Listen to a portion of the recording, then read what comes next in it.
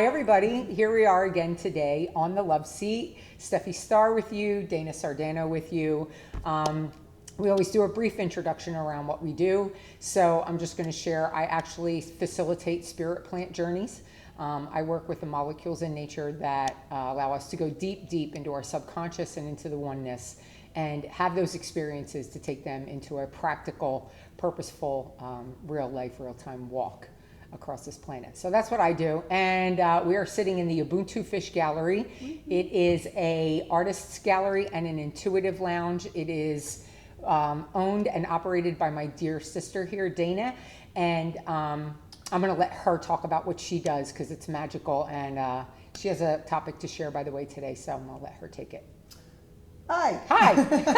Hi, I'm Dana Sardano. As Steffi said, I'm owner of Ubuntu Fish Gallery. I think that if you've seen any of our videos, I don't have to give too much more of an introduction to what I do, but I do want to throw out there, if you're seeing this in real time or relatively close to when we filmed it, this Saturday, May 30th, 2020, May 30th, we are having a featured artist reception for our featured artist, Heidi Lee. She's amazing. She does some really introspective, abstract, from the guts, from the soul, one would even think maybe even channeled from another place, colorful, interesting, awesome stuff. And we always have a little party. We open up the back doors, throw a spread out on the table that I just pointed to that you can't see. Have a kid in the back, plays the piano. He's a total prodigy, he's amazing. And it's just a really cool group of people. And because of the times that we're in, I understand that there's concerns. So we're going COVID casual. Wear a mask, don't wear a mask, wear gloves, don't wear gloves. We plan on being 6 feet away from you. And like I said, because we open the door in the back, there's plenty of beautiful banyan tree in the back. There's plenty of room in the back. So come join us. It's going to be great. 5 to 8, Saturday, May 30th. Thank you. Thank you. 5 to 8. And I plan on capping at the door. Like I really don't want this place packed, and I don't want everybody, breathing on everybody. So we're going to have a good time. We're going to do it safely, but we're going to have a good time. Yeah. Okay. With that said, I was telling Steffi's got really no idea what I wanted to talk about today, but I felt compelled to I don't even know what to share with you, but I gotta, awesome. I have to vomit all over the iPad right now, or whatever that thing is called. So I just moved. And I've been in the process of moving for about 6 months because that's how I get. I know I'm going to move, and I've been packing and putting things away, and I'm at the very, very tail end. I'm at the maybe I need to go get a bath mat stage. I got things on the wall, life is good, curtain rods are up, life is good. But one of the themes that always comes up when you move is letting go, right? Sí. So in the last 15 years, I've probably moved 3 times. And each time I'm really good at letting stuff go. I'm good, every few months I go through my closet and I'm I'll never wear that again, I'll never wear that again. And I donate things, or I go through the kids as they go through their developmental stages. I go through their stuff and clean it out. My husband, not so much. I don't know why he needs 469 t-shirts, but he does. It makes him feel good. God bless him. St. Rob gets what he wants. Oh my God, we did that at the same time. He gets what he wants. Yeah, but I don't like clutter. I'm all about clearing everything out. Just that's how I find peace. However, what I noticed in this move is I've had about 4 boxes, box-sized boxes of stuff that I have taken with me over the last couple of moves. And it's stuff stuff that matters, you know what I mean? Like that special greeting card, or that award, or that certificate, or certain pictures, or whatever. And these boxes have gone in the last 3 moves, but they haven't been open. They go up in the attic, and then, And I also had, I also had a trunk that even had a sticker, a sorority sticker on it, show you how old this trunk was, that was sent to me by my mother after I graduated college, and then was actually living in a place and not always coming home for the holidays and stuff. I became a resident of where I was, right? So stuff that I had in my teenage years, maybe kids that I kept, but stuff that I had in this trunk. And when the trunk was sent to me, and you know what it looked like a trunk, with the clasps and stuff. And when she sent it to me, it was wrapped in some sort of cellophane. The cellophane has never been taken off of it. So she Wow. sent it to me in my 20s, right? Maybe it was about 25. She sent it to me by the time it got to me, right? And this thing has been going from place to place in attics and stuff like that. Like, I honestly didn't even know I had it, and I didn't even know what was in it. Okay. Okay. So the trunk is up in my closet. I have a walk-in closet in my bedroom. The 4 boxes are in the garage. So my husband was in just this giant shitstorm of chaos because he doesn't let anything go. Why you need 63 hammers is beyond me, but who am I to judge? Say Rob. Okay, so he's in the garage with all of his messes, 50,000 cords for the same thing for his computer, and he's just, so now he's kind of getting on me. Got to go through those boxes. You got to get rid of those boxes, you know, because Oh, Rob. Come on now, brother. those boxes are causing him Yeah. angst. So I'm like, you know what? I'll go through the, whatever, because I like to let things go, right? So I'm going through the boxes, and I'm finding things that, and again, and this is like,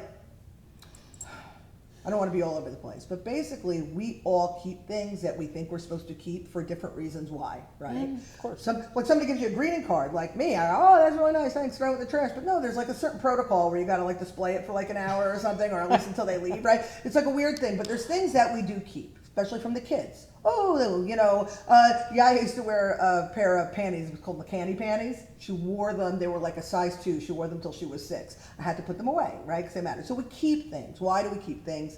We all have different reasons why we keep things. But the reality is, it makes us feel good in one way or another, right? So anyway, going through these boxes that I think I'm supposed to keep these things. My kids will want to see that I got an award in teaching, and my kids will want to see that I got a trophy for cheering, and they'll want to see these things, right? And as I'm going through it, and I'm actually getting dust in my eyelashes, I'm realizing nobody wants to see any of this. Nobody cares. I'm keeping this because somewhere I decided that I'm supposed to keep this stuff. So I took a couple of things out, and then I was just like, no, this box is going in the trash. And I wound up with the exception of, I had one box. It was full of, remember back in the day when you used to order pictures and they used to come in a little envelope? Yeah. So the envelope, I had like a bunch of them in from my 20s, from my 30s, from my this, from my that, right? And I just kind of like leafed through them. I'm like, I wound up throwing, I took like a handful of things out. I wound up throwing all the boxes away. I came to the realization that if I want to bring in the future, the now, the greatness, whatever it is that I'm, expecting in my wonderful life, I have to let go of the past. And even though I didn't consider that I was holding on to that, because to be honest, I didn't even know I had that shit, right? So even though I didn't think I was holding on to it, it's sort of like the subconscious, like we're living our daily conscious lives, but like things trigger us and come at us. But the reality is the subconscious, we don't even know is holding on to it. So those boxes sort of like represented my subconscious in a lot of ways. So I gave myself the opportunity to look through it, to feel what I needed to feel, I was pretty hot when I was 35. I was like, and then I wanted to keep it to remind myself I was hot, and then I don't need to remind myself I was hot. Well, you're still hot, so there's that. You didn't see the picture when I was 35, but anyway. I did. You showed it to me. You're still hot. Similar things like that. No, I'm just kidding. Anyway, so all the time. So I wound up throwing all of these boxes out, and I felt really good about it. And I'll tell you, that night I had a dream, because you know how I am with my dreams, Lord. right? Yes. There's a lot of kooky stuff going on always in dreams, but I dreamt we had a hamster, Jimmy Boom Boom, the last of our litter of hamsters that we had over the last couple of years, just passed away. Rest in peace, Jimmy Boom Boom. Rest it's all in right. peace, Jimmy Boom He was Boom. like 150. I met him. Every day we were like, Jimmy's still alive? Anyway, so Boom Boom just died. So my dream was I was looking in a hamster cage. And there were a few hamsters. And there were 2 that were laying on their side. And they were like dying or like dead. And clearly their fate was sealed, right? And I'm looking at them and I was like, And then I saw a little like burrowed like hole. And another hamster came out of it. And that hamster had just had a whole bunch of babies, right? And I counted them, for whatever reason, my dream. And there were 21 hamsters. And I remember thinking, oh my God, I got 21 hamsters. And I had a little moment of panic, like, oh my God, now we have to raise a whole new litter of hamsters. But I was excited. And when I woke up, the message to me was, you let go 2, you receive 21. Right? I let go of that old life. I am open to all of the splendor of what's coming to me, right? Okay, so now I think, oh, look at me, I'm a badass. I let go of stuff, right? Look, yeah. Okay. Fast forward the next night or the night after, I keep walking by that trunk in my closet upstairs because I have no idea what's in that. At least these boxes, I had an idea. So finally, yesterday, I take the cellophane off, I sit on the floor, and I just start pulling everything out of it. And one by one, I'm going to look at it. This is what I'm going to do. I'm going to look at it. I'm going to, whatever needs experience, put it back in the box, put the lid on it, get rid of it. And as I'm going through this box, I am finding stuff. Like my first cheering jacket, I was like 11, right? Found that. Like all this stuff I didn't even know I had. Letters, because remember, 80s, 90s, you wrote letters. Letters. And when I graduated high school, I went to school in Florida, so there was always letters. Studied in Italy for a little bit, always letters. Did an internship in England, always. So I was always away, right? So letters from guys. I had no idea. Like relatively intimate. Oh, I think about you all the time. I'm like, I don't know who you are. Like it was, like there was craziness, but I was amused. There's a lot of stuff I was amused by. I found a 1991 Vanity Fair with Demi Moore on it. Remember when she was pregnant? Yeah. Because I thought it was such a big deal. I'm like, I gotta keep this. It's gonna be worth something someday. Now people are like showing pictures of their placenta. Like I don't give a shit. But I thought this was a big deal. It was like groundbreaking. But I found that. I actually kept that. I thought that was kind of cool. So I'm finding all this stuff, putting it in the trash, picking out like little tiny things. And I'm like, oh yeah, the kids would really appreciate seeing this. Things like that. And then I stumbled across all of the letters from a boyfriend that I had, Vincenzo. I spoke about him when I was 21, that passed in a car accident and just fucking wrecked me, that I never properly grieved, that I'm noticing I'm grieving now at almost 50, and I was like 21. And I found these letters, these broken English letters, and I had the courage. I read them. I was like, feel whatever it is you feel. And I put them in. I've been carrying these things around since like 1992, right? Put them in the box. And I read it, put them in the box. And there was something so empowering about that, because what I realized was it didn't take away what happened. Didn't negate the experience. There was no disrespect to the experience, but it was time for me to let go to what I was holding on to, whether I thought it affected me in this life or not, right? And I let it go. And then, and I have a confession to make, I did keep one thing because I wasn't ready to let go, which led me to a little bit of an epiphany I'll get to in a second. And then I stumbled across this. I brought it. I'm like, what's this? And I opened it up. And it was from the funeral. All Italian, from the funeral. Yeah. And I looked at it and I shut it. It was like somebody punched me in the stomach. No doubt. I opened it and I just said, and I just talked to myself. I'm like, Dana, just do it. And I just let myself go into the full, you need to let this thing go completely sob. Wow. And meanwhile, I'm like, oh yeah, let things go. And I kept it. I couldn't help myself. I was like, but I'll share with you my epiphany. Sobbed, let it go, let go of all of it, I just let myself be in that moment. I put everything in the thing and I shut it, went downstairs. Rob's like, are you okay? And I'm like, that was something. But what I realized at the end of all of this was, all this patting myself on the back that I was able to let stuff go. What I realized was, what I asked myself is, why do we hold on to things, right? You see episodes of hoarders and they're in all this trauma and they wind up, oh, this matters and this matters and this was a gum wrapper that so-and-so used to chew and I need to, and that begins to happen. So we really hold on to things, and I mentioned this earlier, because they make us feel good or better, or they act as a salve in one way or another. The pictures reminded me, oh yeah, I was beautiful, right? Thank you, but you know what I mean. We're gonna get to this. I'm just saying. I get it. Listen, I'm not saying any of these thoughts are rational. I'm saying that this is what we do as human beings. Oh yeah. I'm not saying I'm rational at all. I should have prefaced with that. All of my irrational thoughts and beliefs. But like whether the picture made me feel better, or whether the letters reminded me that, I was wanted, or whatever it was, right? All these things, we hold on to things, or my kids' underwear. Oh, my kids were small at one time, right? We hold on to things because they make us feel good in one way or another. But the question is, when do we let go? And the answer, because at some point I'm going to die and I'm going to throw my shit out anyway, right? See. And the answer that I came up with when I thought about that is, we let go when we're ready to let go. See. And that's it. And it took me 20 years of lugging this shit around to let it go. And then even after I let it all go, I still decided that there's some things I'm not ready to let go of. And what'll happen is I'll bury this somewhere in one of my drawers, and one day I'll be looking for something and I'll find it and I'll run across it and I won't break into tears. Right. And then I'll let it go. And that's okay. That is And so that's okay. okay. Because I put it in the box. I put it in the box. I put it in the box and closed it. And then I went up later, I took it out of the box. So I clearly was not ready to let go of this. And I'm okay with that. Yeah. And ooh.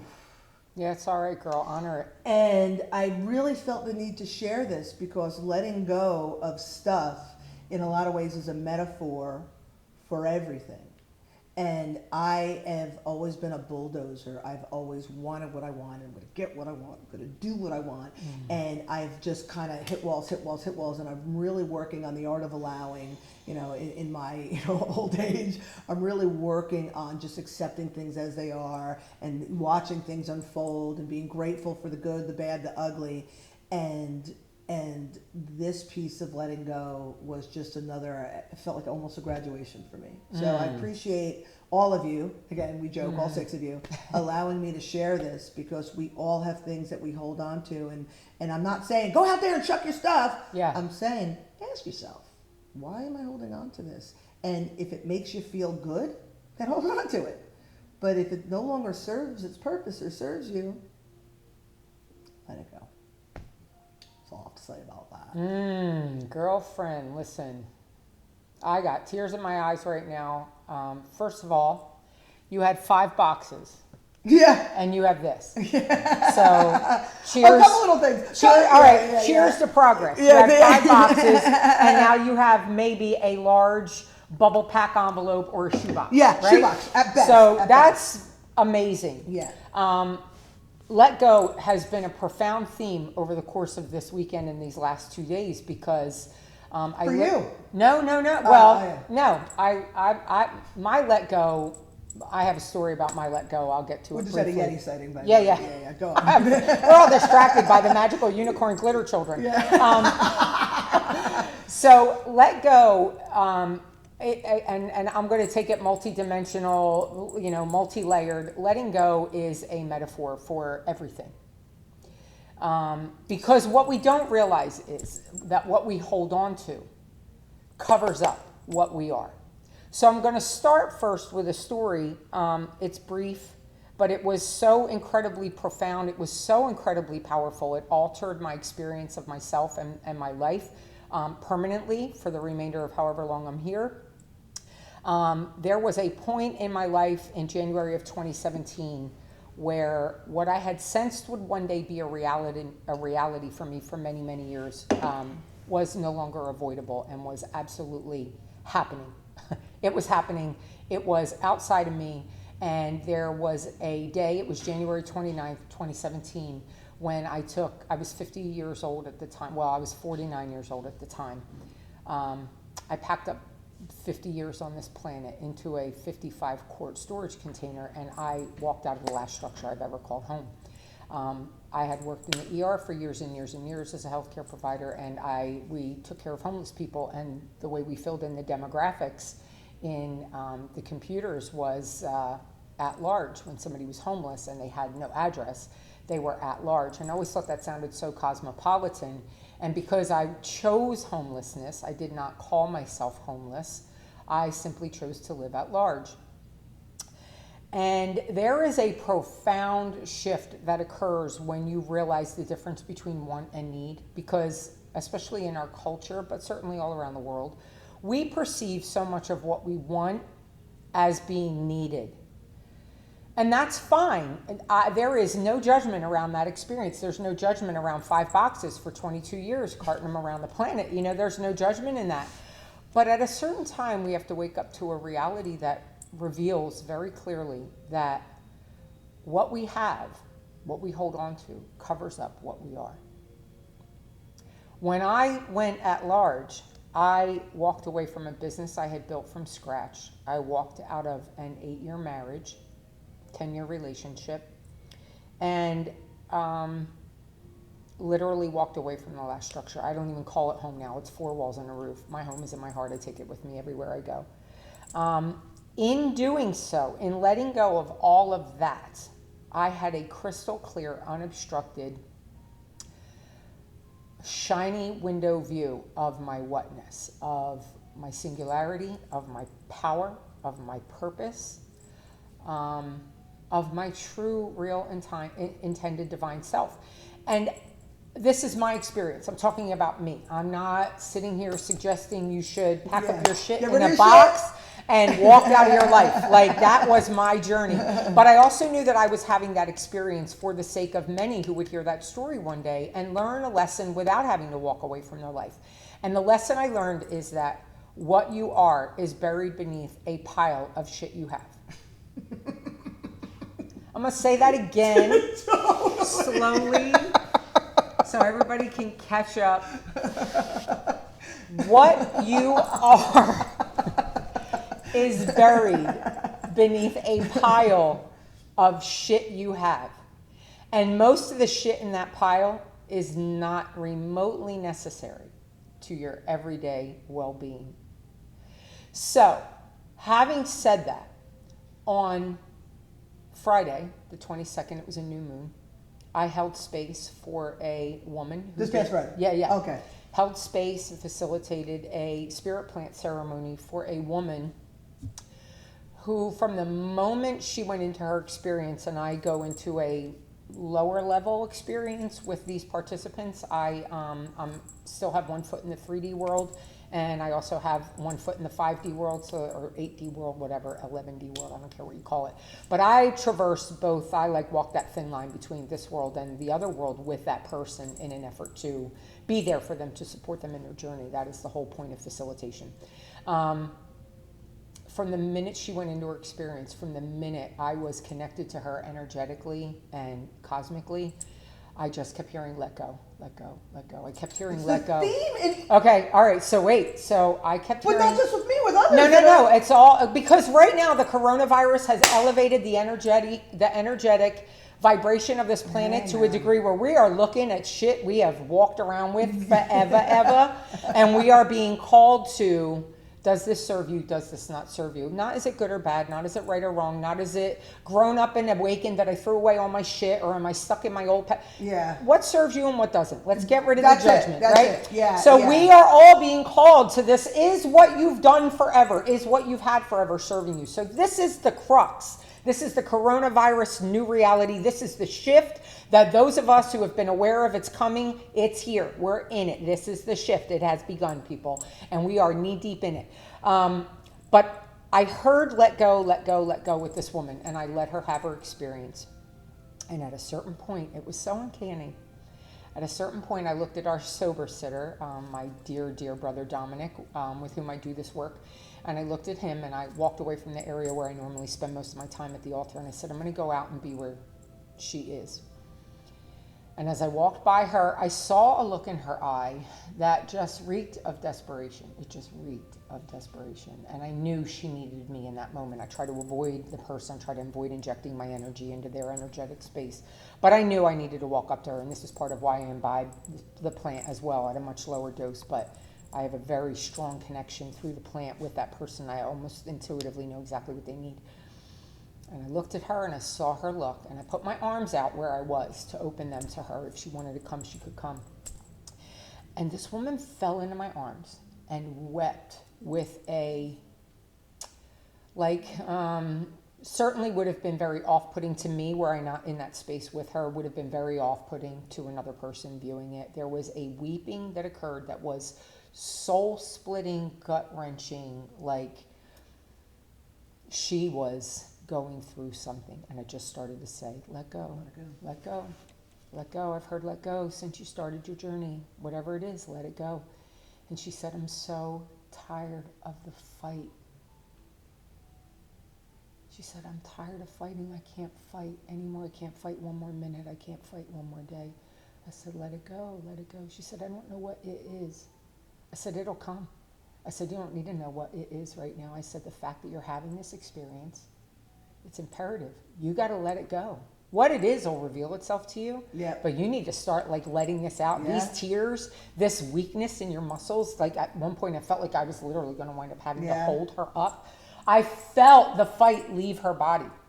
And long story short, the following morning I'm getting texts of pictures of her smiling, drenching wet, dancing in the rain. Like, this woman experienced such a profound shift in that day. She didn't understand it on that day. I told her she wouldn't understand it on that day. Spirit plant ceremony is about what comes after. Spirit plant ceremony is about the integration of what we learn. The plant is not the medicine. We are the medicine. The plant is the key that unlocks the door to the medicine chest that is in every single one of us.